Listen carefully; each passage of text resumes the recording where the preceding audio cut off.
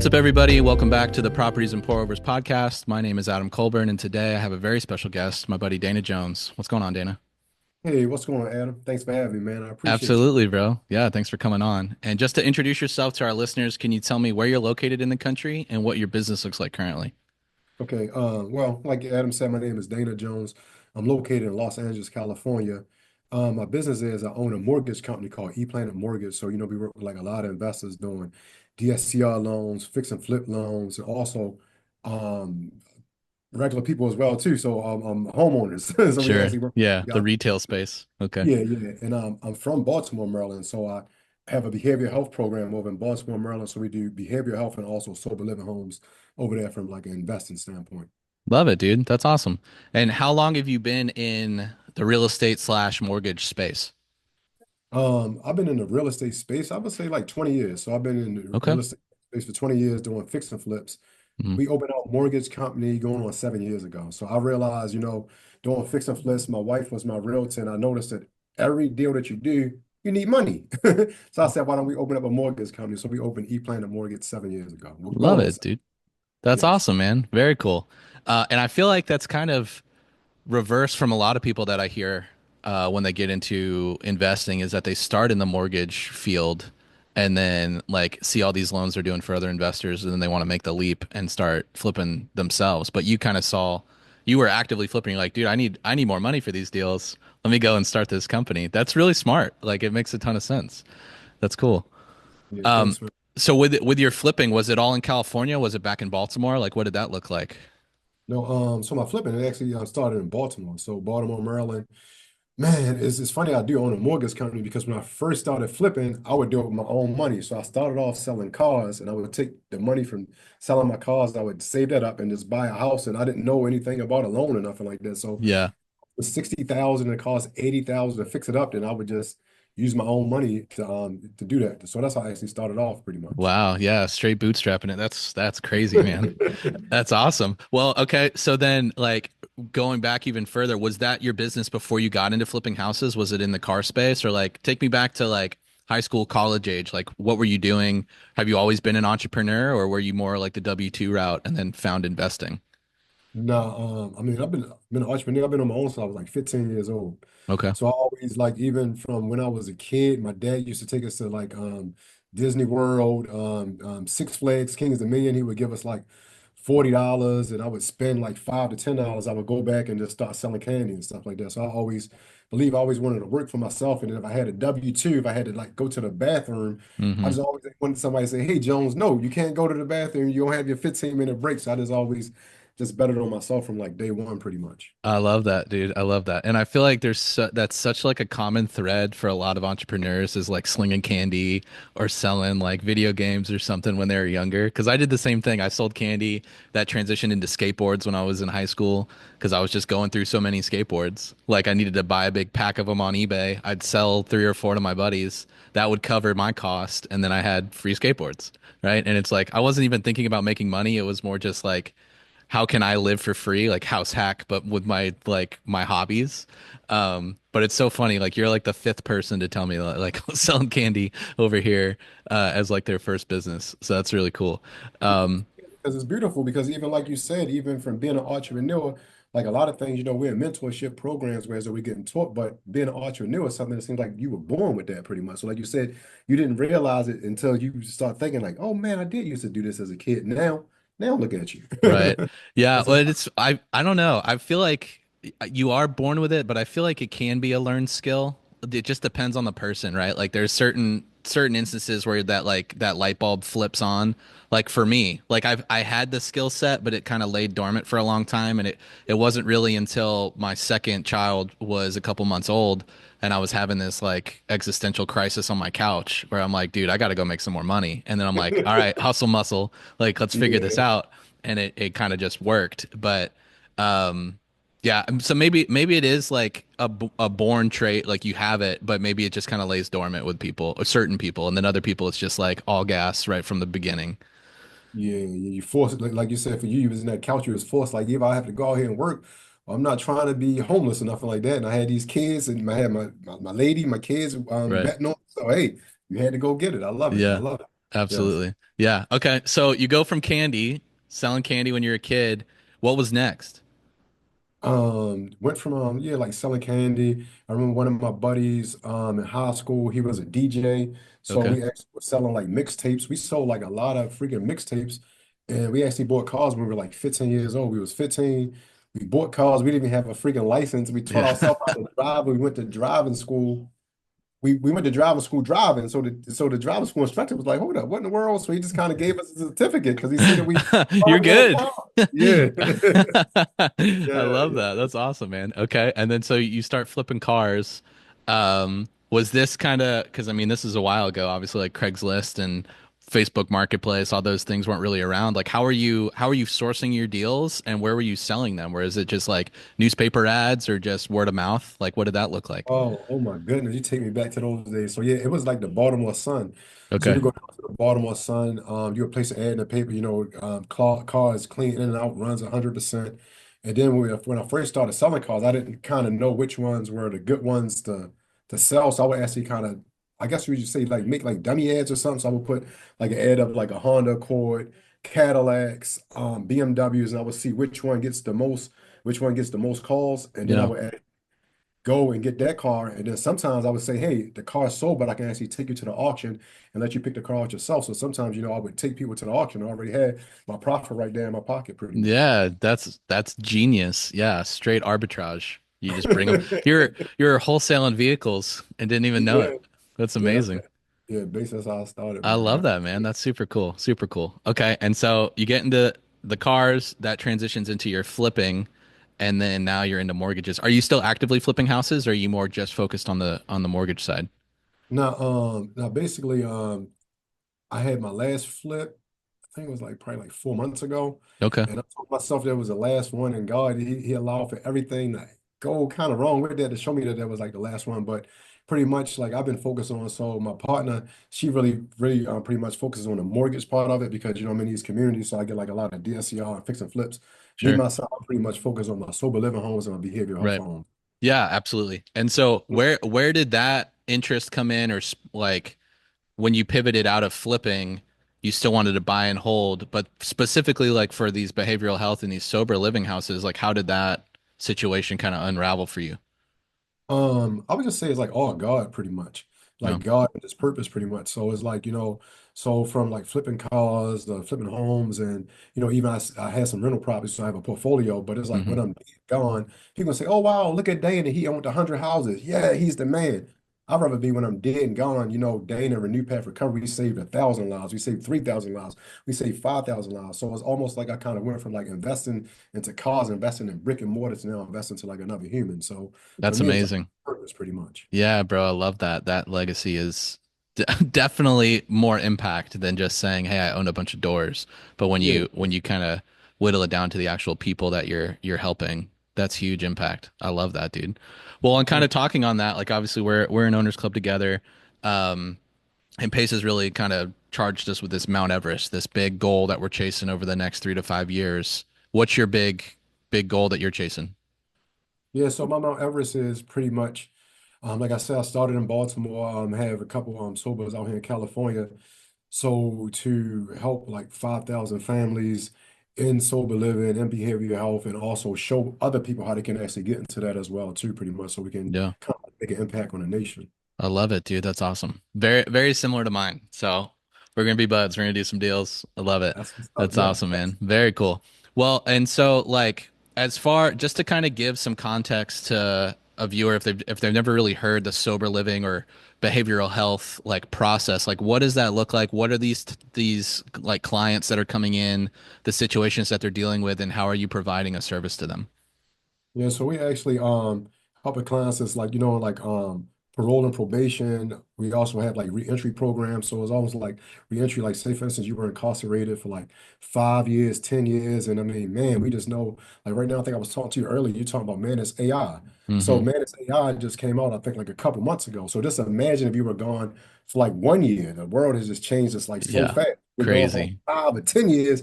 It's kind of crazy. So we kind of get people from the reentry program, we get them like integrated back into society. So Hmm. then we help them out with the housing, and we also have an outpatient program as well too. So we can kind of like get you back into the form of things. And then from there, I have a partnership with one person where so we actually get them like workforce development so we can get them a job. And then also from there, I'm in these programs such as Owners Club and also a business mind mastermind. So then if I see somebody that has entrepreneurial skills, then I can actually show them how they can be an entrepreneur as well too. Amazing. Yeah, pulling them through the whole process and then actually getting them back on the feet, more so than just putting them back on the feet, turning them into a business owner themselves. That's amazing. I love that. That's super Yeah. cool. And so as far as the people that are staying there, are they self-pay? Is there some sort of government assistance for these folks? Like how does that work with the way that you structure your homes? Yeah, so it is some self-pay. We have some government contracts, and then one took like a long license process, so we can actually bill Medicaid as well too. So Okay. pretty much how they have like no person left behind. So it kind of hit them from Mm-hmm. like all different Yeah. realms. Yeah. Yeah, cast a wide net so you can provide as much support to the clients there. That's awesome, man. I really love that. And how many homes do you have right now? So right now I have a total of four. Okay. Yeah, Awesome. yeah. And what does that day-to-day operations look like? Do you have a pretty large team or are you guys able to manage it with like pretty lean, like one or two people kind of overseeing the houses? Well, had like a house manager, a residential aide. One of the homes we have like a nurse that comes through. Also have Okay. like an outpatient mental health facility as well too. So with that we have like a therapist, a Hmm. psych nurse practitioner. So I would say like a staff of like anywhere from like 6 to 8 people. Okay. And are you Yeah. running these through a nonprofit or is this a for-profit organization for you? It's a for-profit organization. Cool. Love it, dude. Very cool. That's awesome. And so, I mean, you've done a lot in your career, 20 plus years. Um, and I mean, I know that there's never it's never smooth, right? Like entrepreneurship, there's always going to be some bumps on the road. Like, Woo! can you share with me like a struggle that you had to go through in your business, whether it be right when you were getting started or maybe recently, like a hurdle that you had to overcome and kind of the mindset that it took to get through that? I guess I would say when I first started doing flips. So like I Hmm. said, when I first started doing flips, I didn't know anything about a project manager and all that type of stuff. So I would go get people from Home Depot. So the Okay. people that were like outside of like Home Depot and just pay, I think they call like day laborers. Hmm. So I would go get those guys trying to save some money. So I would go get them, and then I think it was like 4 to 5 guys. So you get them early in the morning, you let them in the house to do something, and then I didn't realize that one person go upstairs in the bedroom, one person down in the kitchen, one in the bathroom. So they was kind of like scattered around the house like all day, every day, Yeah. like doing work. So then you look up like one week, you're like, okay, I know they've been here, but hold up. You look up 2 weeks, like, hold up.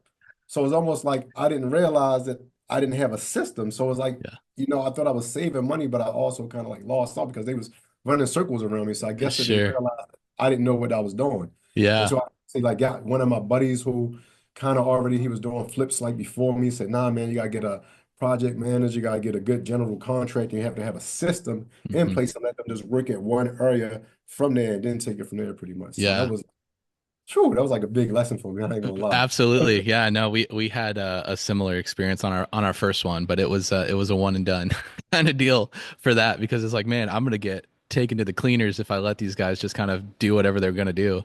Um, and yeah, I mean the cost for a project manager or a GC is worth its weight in gold because of the amount of time that you save, right? And time is money at the end of the day, especially on a flip. And so having those proper scope of work and SOPs for the people when they come into the house. This is what I need you to do. This is how I need you to leave the job site. Like we're not going to leave trash all over the place.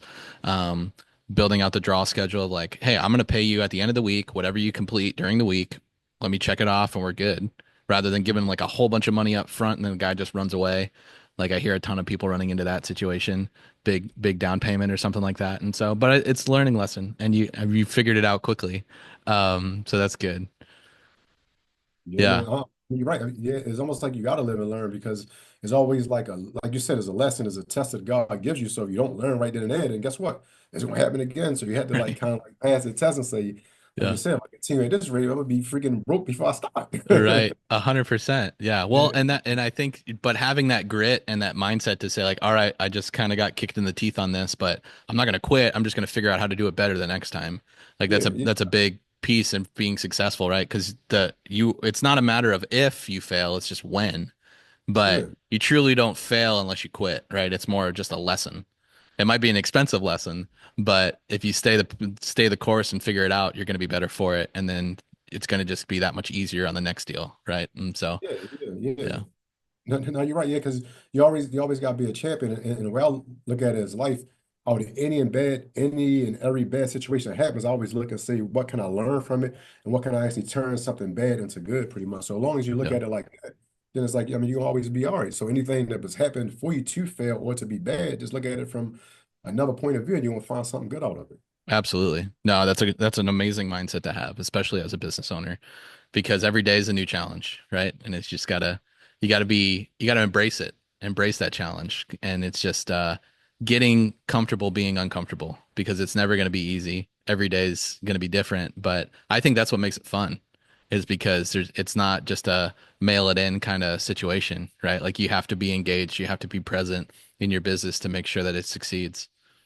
Yeah, there's one big movie, man. Life is just one big movie. It's all on what you make it, and it's like, yeah, just I mean, if you can wake up and say, man, oh shucks, it's a bad day, or this, that, or third through the power of manifestation, it's gonna be a bad day. So you wake Right. up and say it's gonna be a good day in life. Like you said, you'll get these different twists and turns, but just try to make fun, just try to have fun out of it, and it's going to just all work out in a great way, pretty much. Yeah. No, that's so good. Well, and I know you mentioned earlier that your wife was working with you on your flips. Like, how does that look like as far as family and business? Are you guys still working together on the mortgage side, or was that more just on the flips? Like, what does that look like as far as getting your spouse or your kids involved in your business? No, well, but actually on the flip, she was like doing all like the interior designers. She was designing, but Okay, as far as mortgage, I mean, like the mortgage company, I mean, she pretty much runs that. So she cool. runs it with the other loan officers. So it's like by the grace of God, is like being a part of these communities, sub two owners club. It seems like every day I'm always getting somebody to say, hey, I need a DSCR loan or fix and flip. And my wife used to be an underwriter. So all I do is once they reach out to me, I just put them in like a group text with my wife, and Hmm. she texts us from there. So pretty much, yeah, it's great working with the family. Yeah, that's Yeah, awesome. long as y'all align, so we have like the Sure. same vision. Like I said, she has a realtor background, so it's Hmm. almost like we're evenly yoked. So we know that sometimes it's not like a 9 to 5. You might be on the phone 7 o'clock, 8 o'clock at night, so we can kind of understand what the other party is going through. Totally. No, that's huge. That's huge. 100% like alignment. Because like yeah, I mean, I think you always hear people say like, don't get into business with family, and it's like I'm gonna be talking to these people anyways. Why would I not want to make money with them? But if your ideals and just kind of your goals don't align, then yeah, there's gonna definitely be some friction. So that's awesome that you guys have built this cohesive business together. That's really cool. Man, you know what though? It is funny something you said just now too. You said don't get in business with family, and like you said, you had to be aligned because it made me think about when I first moved to LA. I was actually I know they had past split now, but back Hmm. when I was in Baltimore, like 14, 15 years ago, I was actually renting rooms out. So that's how Okay. it was able to move from Baltimore to LA, and Yeah. I had my cousin kind of running it. And it's funny because like I think back then it was probably like 10 houses I was renting rooms out. So like a little 4 bedroom house, you make it like 5 to 6 like rooms and stuff like that. Hmm. And then it's like as soon as I came over here, I had him running it. It's like, man, that joint freaking went downhill. But also, like you said, you have to be in alignment. And I think Right. he was like, oh, you live in Hollywood, so you good, you don't need this money no more. I'm like, hey, I need that money because that's what's allowing me to sustain Right. here. But Yeah. if you say alignment and being that same mindset and cohesiveness is freaking everything. Totally. Yeah, Yeah. 100%. It's massive. That's really cool though. I love that. And so I mean, obviously you've been talking about God a lot, which I love. I'm a Mhm. man of faith as well. Like how has faith impacted the way that you run your business and just operate from a day-to-day perspective? Man, I just say spiritually, mentally, physically, and financially. It's like you gotta have faith. You gotta just thank God for the blessings because like I mean, God allows me to do good right now, but I mean I had rough times, like back in the day, I was down to like freaking $2,000. I'm like, you know what, God, I'm gonna be good. I'm gonna be good. Just always be like persistent and consistent to say I'm gonna get back on my feet. I'm gonna get back on my feet. And it's almost like God and never like I'm leave you, don't forsake you. So even when you like right down to the ground, He just Hmm. allows you to pivot and get back up. And even when some doors are shut, closed, and you get mad, you upset, you look at it 6 months or a year from now, like, whew, I'm glad that door did shut. Yeah. So I just believe, man, without God, you know what I mean? It's like we don't have nothing. So it's like the Holy Spirit that goes 3 days ahead of you. So he allows you to like pivot and navigate through this life. So I mean, man, God is everything. I just owe everything to God because I feel as though, I mean, without him, I wouldn't even be here. And it's like I said, Right. even with my sober living homes, my behavioral health homes, it's all about its purpose. It's not about me. I believe my gift isn't really for me. My gift is to help others out and to be a bridge to help people get to where they need to go. So Absolutely, brother. Love that. So good. Well, man, so good. So many nuggets from this one. I love it. So, if you were talking to yourself 20 years ago when you're getting right into the business, or you're talking to somebody brand new that wants to jump into the real estate industry, what's one piece of advice that you would give somebody starting out? um man, get a mentor, join a mastermind. If you want to sell houses, you want to sell cars, you want to sell waters, get with some other people that's doing the same thing that you want to do and get with somebody that's actually been doing it like before you. And then when you're into that mentorship or that program, actually get with something that's like a community. So all you guys eat, sleep, and kind of crap the same thing. So Yeah, even if you don't know nothing about it, then right. being around other people is going to actually elevate you and allow you to get to the next level. That's how you would actually get to where you need to be in life. So So good, that's bro. awesome. So good. Yeah, I heard a saying recently. It says you can go fast alone or you can go far together. So like that, the act of collaboration like is so huge. And finding a mentor, like that's my one biggest regret when I first got started is that I thought I had to do it all on my own, bootstrap it. And if I would have attached myself to somebody that was doing the things, man, we would have been off and running so much faster. Yeah, So great yeah. piece of advice there. Man, Well, but you know Dana, what? My bad, I didn't mean to cut you off, no, you but good. you saying so many nuggets too. So it's almost like when you hear something, it's like you got to kind of throw it off. So Yeah, you're right. So because we say the same thing, so it's almost like, man, if I would have got a mentor 10 years ago, then I would be so much further. But sometimes maybe it was meant for us to try to do it on our own and try to get there for us to say, you know what? I do need this help. And from there, it's like now we can show others how they can actually pivot. So we had to go through what we had to go through for so we can sure. overcome it so other people can overcome it. Absolutely. No, I love that. That's so good. Yeah. Well, Dana, I really appreciate the time sharing your story. Super inspiring. Where can people reach out to you if they want to apply for some loans for their fix and flips? If they want to learn more about your behavioral health and sober houses, where can they find you? Well, you can follow me on Instagram at Dana Jones the Mogul. That's Dana Jones The Mogul.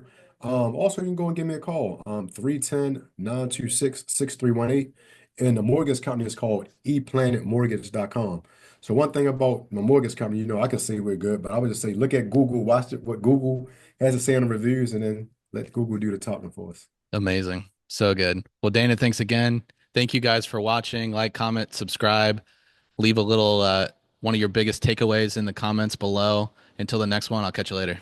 Peace. Thanks. Peace.